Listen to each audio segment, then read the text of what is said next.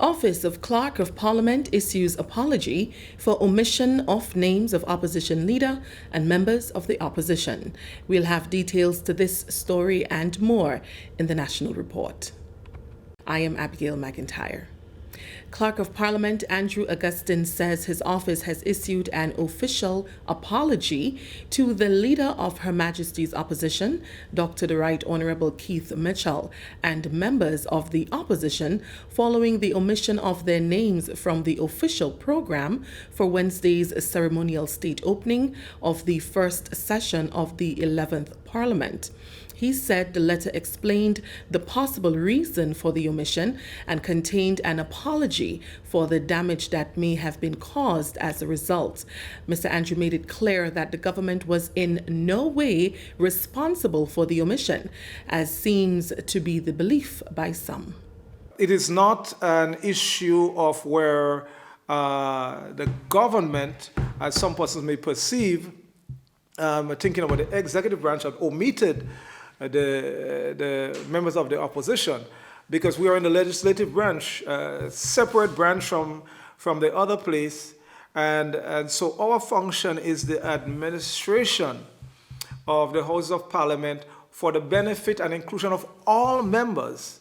Right? And the opposition understands that from the context of knowing how the office of the clerk has been operating over the past period. So that has clearly been nullified, if I would want of a better word, and of course apologies are also sent out to the other members, since they're all members of the Houses of Parliament. Mr. Augustine, who described the omission as inexcusable, added that new copies of the program were printed and distributed before the ceremony ended. That was corrected, but nevertheless, despite the correction and the correct program being circulated, the damage was already done. It's unfortunate and inexcusable, but understandably, with working with documents and having several copies of the same documents, it's easy to see how a wrong copy could have been sent out to print. And of course, persons who are looking at the print may not be looking at it from the angle that that I might have perceived it, or someone else must have perceived it, and they may just be looking for formatting and the rest. And so when it came from print, and was the first distribution process was beginning, then we realized that there was an error, and of course, that was quickly corrected, but the damage was already done. Chinese ambassador, His Excellency Wei Hongxian, donated $50,000 to Prime Minister and Minister for Disaster Management, the Honorable Dickon Mitchell, and the National Disaster Management Agency, NaDMA, as part of China's efforts to assist vulnerable countries to mitigate against disasters. During the handing over ceremony earlier this week, Ambassador Wei explained that the donation was made to NaDMA, being cognizant of Grenada's vulnerability to hurricanes and other natural disasters. For prevention and mitigation of these disasters. And I assure you, all friends here, China will continue to support your effort in this. This field of disaster prevention and management. So this is the first ceremony. Another one is to hand over this lighting project to you. We know that Grenada people enjoy playing cricket, yeah, and of course other sports. You have heroes that are loved by everyone. Not only crickets, but all there's others like in sports, international. How can I say? Big players like James, yeah. The local community especially, I mean, the children, I can feel the exciting here. So they can enjoy, enjoy nightlife here, entertainment, sports here. Or the community can have the events during nighttime here. So I think it's good. The ambassador also handed over the completely lighted playing field at Volley, which he said will facilitate night-friendly and competitive games and community events. As the parliamentary representative for St. David, Honorable Mitchell, said, the lighting of the Volley playing field will see the community transformation many residents imagined. It is indeed very thoughtful, very kind and gracious for the ambassador and his government and his people to continue to assist us in coping with the impact of climate change and the disasters that we face on a daily and yearly basis. And as the ambassador alluded to, not too long ago, we had a bit of a windstorm, and although it was perhaps a mild one, I think we saw the immediate impacts of the kind of damage that it did to houses in particular. And so this is a real and constant, ever-present threat. The lighting of this playing field, particularly in a small village such as this, has the potential to transform social, community life, and I guess the economic life for the people of the community and the village. Minister for Agriculture, Senator Adrian Thomas, says increased production must start at government-owned estates to exemplify the seriousness about the direction in which government intends to go with regard to food security. The Agriculture Minister was speaking with workers of the Granbra estate, where he informed that very soon government estates will be called on to increase cultivation. He says a crop that is most suitable for the Granbra estate is cannabis. Grenada will be thinking about going massively in the legalization of marijuana on medicinal grounds. And if we have to do that, government will have to do some serious trial. And there is no other place to do it more than on the government estates, where we can monitor it, we can study it, we can do the necessary research, so that when we are ready to produce, we don't want to keep much here because we know what will happen with it if we stay here. So we want to export it so that they can do the necessary research with it. The minister said discussions are being held with Caribbean islands already involved in the production of the crop, so that Grenada can be advised as to the best possible approach. We in Grenada are just about to start, and we have no intention in inventing new ways of doing things if our brothers and sisters in the Caribbean already master the art and they can transfer the knowledge to us. So I held talks with the minister just last week, Saturday gone. Yeah, I met him in Trinidad and we had a nice little discussion, and he's willing to assist us in any way possible. We'll be capitalizing on that and we'll be making use of that. There will be a symposium in Jamaica regarding that particular crop sometime later on next month, and Grenada will be showing their presence. So we are serious about that. On Wednesday, during the presentation of the throne speech, Governor General Dame Cecile Lagrenade confirmed government's move to legalize cannabis and invest in the industry, a local conversation that started a few months ago leading up to the general elections. My government's transformational agricultural policy will focus on food security by supporting local production and bolstering agro-processing. My government will invest in the emerging sector of the cannabis industry. Cannabis will be legalized, and a legal and regulatory framework for its production and sale will be created to commence and guide the development of the industry. Focus will be on medical and industrial uses of the plant to create employment and generate foreign exchange. This is the National Report. The news will continue after the break. Prepare for hurricane.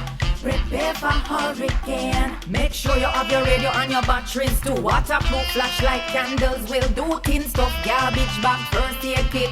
Come on people, make sure you have it. Clean water in a container and a hurricane plan. Hear me no man. Hurricane damage is beyond your control. Surviving the aftermath is up to you. Have a hurricane plan. It can save your life and your family too. Prepare for hurricane. Your hair, prepare for hurricane. Welcome back. 42 people, including police officers, medical care providers, the Grenada Red Cross, NaDMA, and fire personnel, are currently participating in a one-week mass casualty management training workshop with the goal of having a cadre of trained and competent individuals that can be called to respond to any mass casualty occurrence. The Ministry of Health's Communications Officer, Kevin Frederick, has been following the training and filed this report.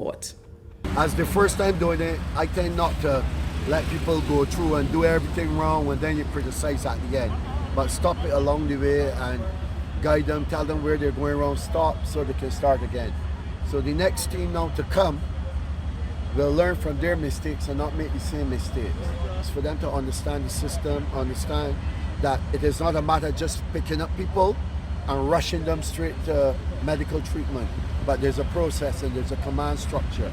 So they have to follow the command and stuff like that. PAHO's emergency response facilitator, Peter Burgess, explaining the stepwise approach to mass casualty management. According to Burgess, the importance of such life-saving training cannot be overstated and made reference to a recent mass shooting incident overseas. Incident command is important for any country and for every and any incident. It can be used for parades, for any event at all. And if you just follow the recent shootings and incidences you had overseas, and you listen to the news, you would realize that one of the key things that the emergency responders fell down in is incident command. All the time when you listen to the news, you would hear there was no person in charge. The incident command was not present or did not make the correct decisions. So incident command is key to ensuring that the operations is properly, it has proper command, properly coordinated and organized. Because without that, you're going to have failures. Everybody's going to do what they feel like. And that's where the individualism comes in. And people start freelancing and doing what they think is right. And you get people not doing anything. And you get confusion. So that incident command helps prevent that confusion and chaos. GIS also spoke briefly with Dr. Terence Walters, who is the local focal point for the project, which seeks to build capacity in several areas of health disaster management. He says, It is important to have continuous training so that you train and then you probably recertify and you continue training other persons, because we understand that people move on from time to time. Some may migrate, other people may retire, and different things will happen. So you have to continue training. So it's good if you can train some instructors locally, so you have people who can conduct those trainings. You may bring in a regional instructor, but you have people who can support at the local level, and that's what's happening with this training. So yes, it is very important to continue training, have continuous training, so you have people trained all the time. Dr. Walters further explained that the persons receiving the training resides in different parishes. What we understand is that there is no telling where and when one of these events will occur. So we have participants from Carriacou and Partygrenada, and we have from all over the country. So they're not just concentrated in one area, but they are located all over the country. So something happens in any part of the country, you will have people there. And this training has been done before, so we do have people who have been trained before, and we do have some who have been trained as instructors also, and they're getting a chance to practice. The capacity building training is funded by the European Union and PAHO.